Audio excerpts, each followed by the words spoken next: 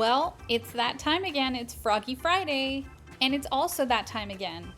It's almost fall.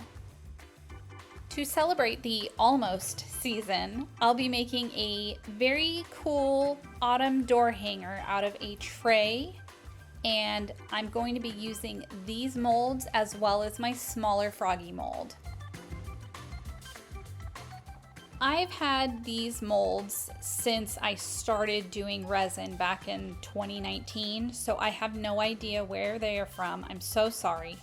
But you can use any sort of fall foliage molds that you would like to use.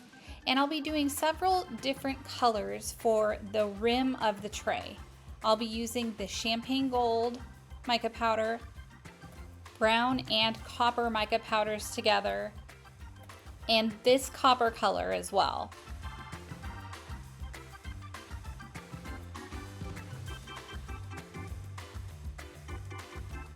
I'm not really measuring anything. I'm just putting in as much as I think it needs, and I can add more later if I want to. And right now I'm only pouring the rim of this tray mold. You'll see it in a little bit. Here's that interference green mica powder, and this one's from Let's Resin. The first three were from SigWong, and then that bright copper color is from PearlEx. I think it's PearlEx. I'll have to go back and double check, but I'm pretty sure it's PearlEx. And yeah, don't forget, stir the crap out of that mica so you don't have any unmixed chunks hanging out in bubbles.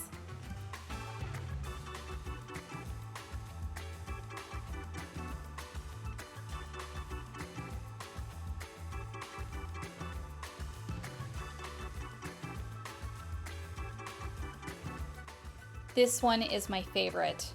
Look how pretty that color is. It's so deep and rich, but it's also so bright and happy. I just love it. Sadly, the color very much reminds me of smoky sunsets here in California during wildfire season. I'm hoping we don't see too many of those sunsets this year. I let these sit for a little bit to let the bubbles come to the surface, and then I spray it with alcohol to pop them. That's where those unmixed bits love to hide. And this is the tray mold I'm using. It's a Let's Resin tray mold, and I'm only pouring the rim area. So I do spray a little alcohol just to help mitigate some bubbles, because I'm pouring this, you can see I'm pouring it in like color blocked sections. So I really can't go around with a dotting tool or something like that to dislodge bubbles. So to get ahead of it, I sprayed a little bit of alcohol into it.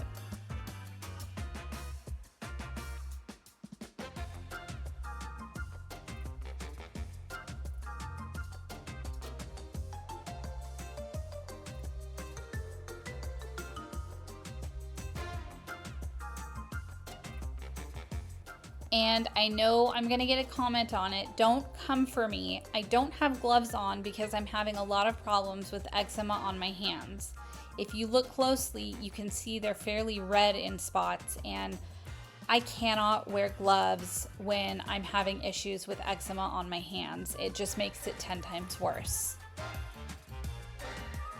I am extremely careful and make sure I do not get any resin on my hands or my fingers.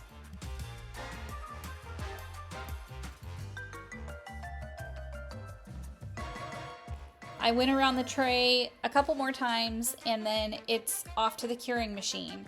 And this is a mixture of what was left of all of those different colors that I just used. I don't end up using a couple of the flower molds that are up above there because they had bubbles in the petals. The resin was very thick by this point. I didn't want to waste the resin though, so I went ahead and used it anyhow. The leaves turn out just fine. And now it's time to pour the frog, and I'm using this amazing glitter from PDB Creative Studio, Autumn Blessings. It plays so nicely with the colors in the tray. Look how pretty that is. Oh, I love this glitter.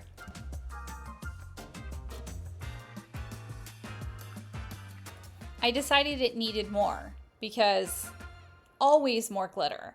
Glitter is life.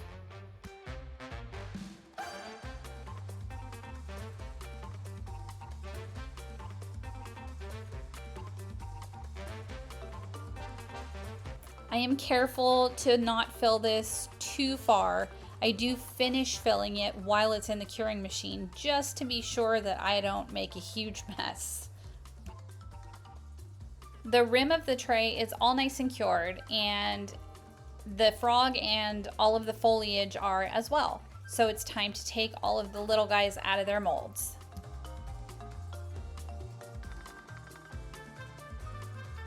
Froggy kiss. I didn't use any glue in the glitter mixture because I wasn't going to be sad if it sort of sunk to the bottom, which would be the inverse of all of these. So you would actually see it close to the top when these were put right side up. I do, however, wish I had used the glue because that frog, his legs are pretty much clear. It really sunk, but it's okay. He's gonna be embedded in the tray anyhow. Oh my gosh, my dog is talking to me. Hello, I see you. Give me just a moment. He'll be embedded in the tray, so I'm not worried about the clear parts. I'm so sorry for the barks.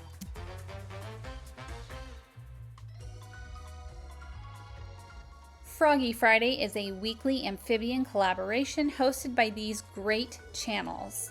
The playlist will be in my description. Please watch the other videos when you're done with mine.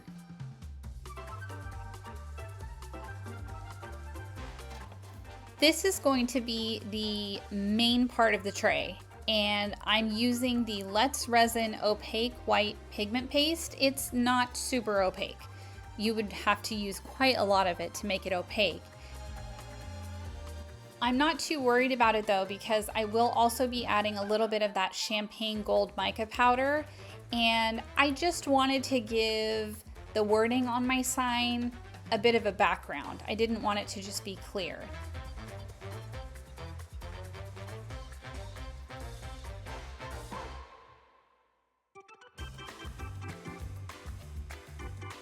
I'm using very little of this. You'll see I hardly put any in at all. I just want to get kind of the hint of gold in there to make it a little less translucent. And I'll also be adding in gold interference powder. This is like a ghost powder, sometimes it's called, and it's supposed to be kind of color shifting. I think having the champagne gold mica powder in there kind of negated the color shifting, so it probably wasn't super useful to add in there, but I just love this stuff. It's so pretty, so I decided to add it in. I've let it sit. I give it a spritz of alcohol, make sure there are no unmixed bubbles, and we'll go ahead and pour that in. I'm not putting the leaves or anything in yet because as we're looking at this, this is technically the bottom of the tray. So when I take it out of the mold, we'll be flipping it over, and I want the leaves to be showing on the front, not in the back.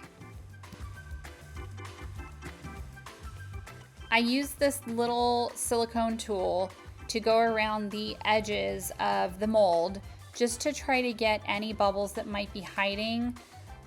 I feel like whenever I pour one layer on top of another, there are almost always bubbles where the layers meet, but I'm hoping there won't be too many. Now, this Froggy mold is matte and I want to make it shiny, so I'm using that UV resin, and I did add some of the gold interference powder in it because today I'm obsessed with that gold.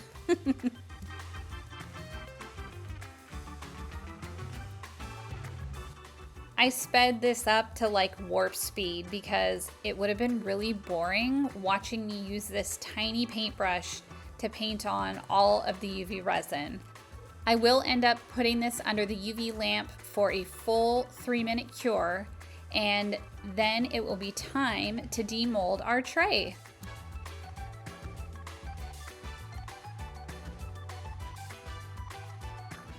Okay, and because I can't leave well enough alone, I decided I wanted to decorate this Froggy's back. And I'm doing kind of a It's almost like a snowflake pattern. Really, I just meant it to be a cute little pattern, but it ends up looking a little bit like a snowflake. And I'm just using my Rhinestone glue gel. It's made by a company called Makartt, and it's actually for nail stuff, but it totally works in this application, especially since I'm gluing it onto UV resin, which is basically like gluing it onto UV gel nail polish. So these will stick really nicely. I realized that it was slightly off center at this point, but I was pot committed. There was nothing I could do. I'd already cured the first set of rhinestones in place, so I just went with it. This will only be one part of several different items of interest on my door hanger, so it'll be okay. And speaking of that, you'll have to watch the rest of this being made in my next video, so keep an eye out for that. But as soon as these are all cured, it'll be time for my Froggy's glamour shots. And here she is, all ready to go. My camera goes out of focus here for a second, so sorry. Not sure what happened, but it made the sparkle look really cool.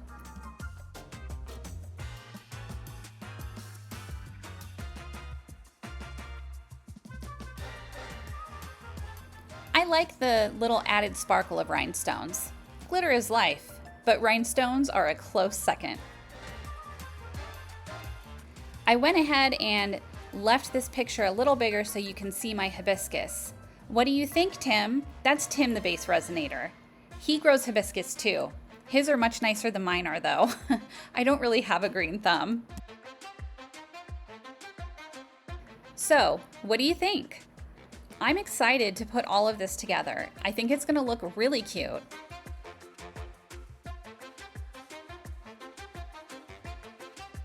Thanks so much for spending some of your Friday with me, and I hope the rest of yours is hoppin'.